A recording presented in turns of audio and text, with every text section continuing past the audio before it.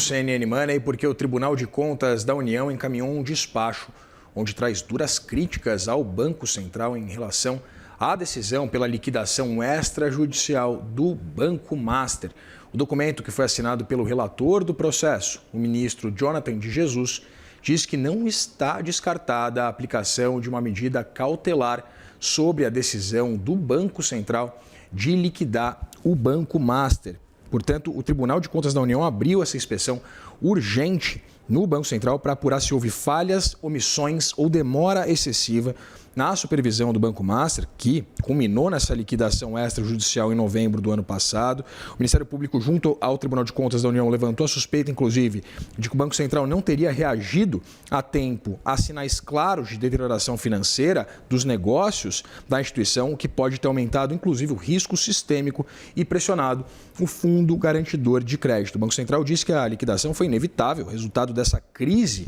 de liquidez, irregularidades também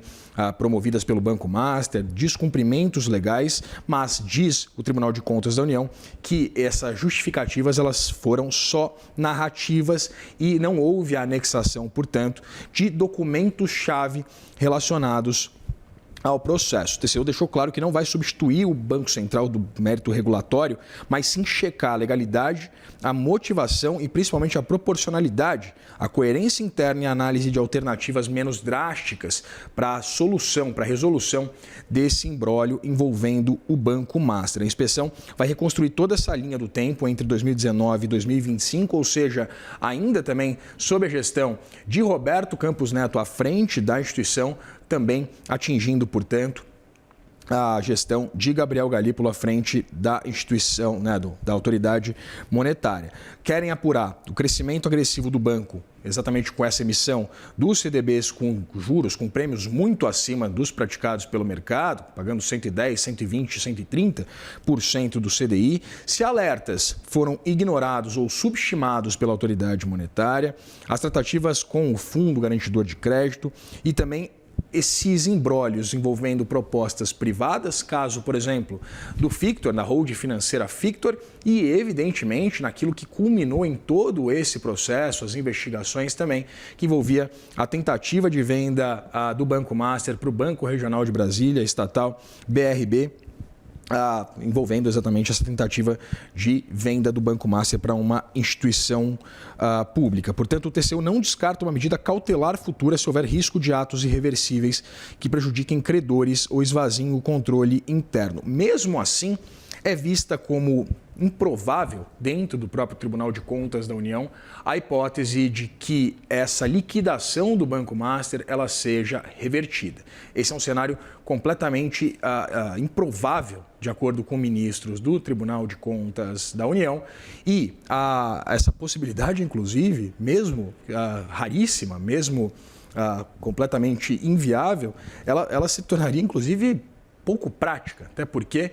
mesmo que revertesse-se esse processo de liquidação, como o Banco Master sobreviveria, como o Banco Master se financiaria. É evidente uma insatisfação por parte de instituições financeiras, de banqueiros, exatamente por esse consumo muito significativo de 41 bilhões de reais, prometido, porque esses pagamentos ainda não começaram, mas a perspectiva de um pagamento de 41 bilhões de reais oriundos do Fundo Garantidor de Crédito, que é mantido pelas instituições financeiras, cerca de 1/3 de tudo que está contido no Fundo Garantidor de Crédito, o que, de acordo com banqueiros com quem eu conversei, afasta qualquer tipo de risco sistêmico, mas é evidente, pode impactar o custo do dinheiro, pode impactar taxas, pode impactar custo do crédito, pode impactar exatamente tarifas cobradas pelas instituições financeiras para recompor recursos que estavam no Fundo Garantidor de Crédito, exatamente para evitar casos, para mitigar os impactos de casos como este que envolve o Banco Master. Posteriormente, tivemos no final do ano passado, você lembra, essas oitivas, tanto do dono do Banco Master, Daniel Vorcaro, quanto do ex-presidente do Banco Regional de Brasília, Paulo Henrique Costa, e também a oitiva de Ailton de Aquino, diretor do Banco Central, com esses depoimentos, com a coleta desses depoimentos por parte do ministro do Supremo Tribunal Federal, Dias Toffoli. Ficou determinado que entre os depoimentos, né, constatou-se que entre os depoimentos de Daniel Alvorcaro e de Paulo Henrique Costa havia divergências entre os dois e, portanto, determinou-se, o ministro Dias Toffoli determinou uma cariação entre os dois. Ailton de Aquino não, o diretor do Banco Central foi ouvido em um período muito mais curto, é verdade também, do que os dois banqueiros e foi liberado dessa acariação entre os dois. Portanto, há essa preocupação acerca exatamente dessa contaminação do setor bancário.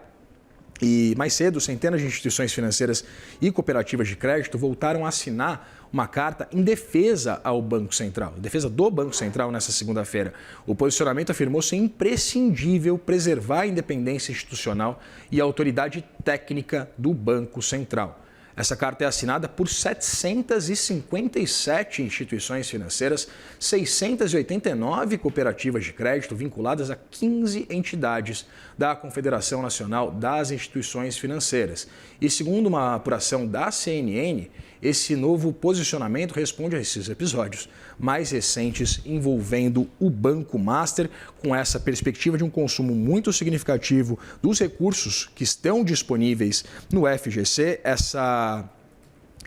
esses pagamentos que, inclusive, não começaram, dado esse imbróglio e essa decisão minimamente atípica que a gente acompanhou no final do ano passado, porque determinou-se, o ministro Dias Toffoli do Supremo Tribunal Federal determinou uma acariação entre Vorcaro e Paulo Henrique Costa. Vorcaro, dono do Banco Master, Paulo Henrique Costa, ex-presidente do BRB. Porém, uma acariação, ela é um instrumento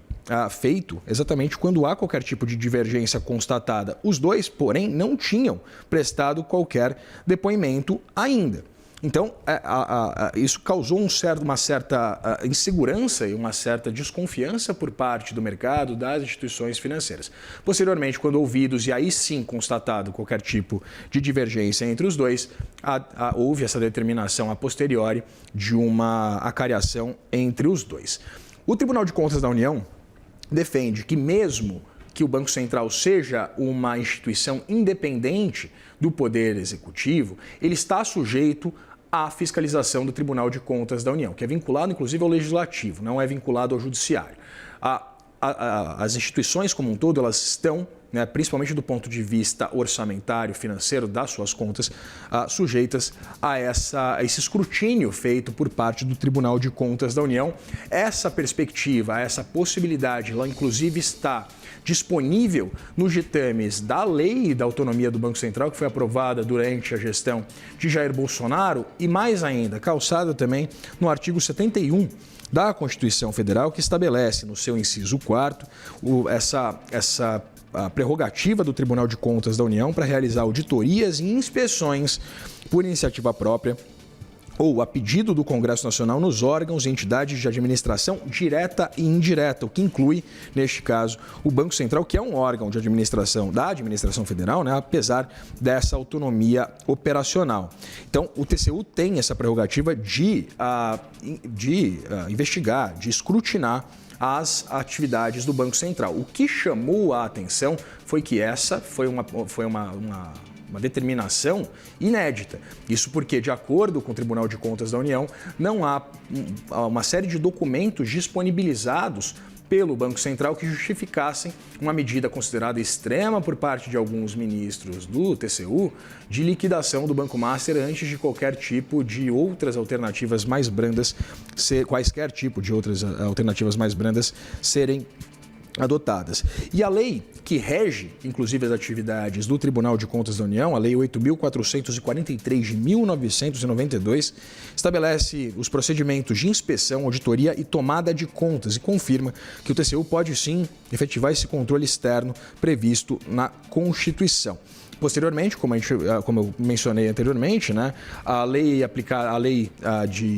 que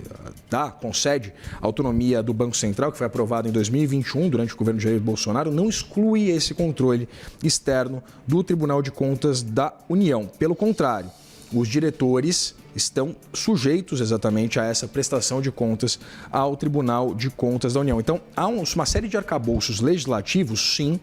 acerca dessa possibilidade de que o Tribunal de Contas da União fiscalize o Banco Central. Porém, o que chamou bastante atenção foi o ineditismo de uma medida como essa a posteriori de o Banco Central, primeiro, vetar a venda do Banco Master para o Banco Regional de Brasília. Houve essa primeira determinação. Posteriormente, a própria holding financeira Victor anunciou um negócio, anunciou que compraria o Banco Master. E antes dessa consolidação acontecer, foi quando a gente acompanhou aquela operação da Polícia Federal que prendeu o banqueiro Daniel Vorcaro, tentando embarcar no aeroporto de Guarulhos em seu jato com destino a Dubai, segundo ele, para vender, para consolidar negociações acerca da venda da instituição financeira para um ente privado. E aí levanta-se exatamente essa discussão com essa decisão por parte do Banco Central de liquidar o Banco Master antes da adoção de qualquer tipo de outra medida mais branda, mas levanta exatamente essa discussão. Mesmo que essa possibilidade seja vista dentro do TCU, a de reversão da liquidação do Banco Master seja vista como remotíssima ou até mesmo impossível, o fato é como o Banco Master se financiaria mesmo que essa liquidação ela fosse revertida. Com a emissão de mais CDBs, dentro desse risco de liquidez que já provou estar, né, no centro dela, o Banco Master oferecia papéis com um vencimento curto, pagando prêmios muito mais altos do que o padrão do mercado, exatamente por essa necessidade de se financiar, de fazer caixa, e houve por parte do Banco Central essa leitura de que o banco não conseguiria cumprir com o pagamento destes ativos, para ajudar a gente aqui a entender, a destrinchar essa ameaça do Tribunal de Contas da União com medidas cautelares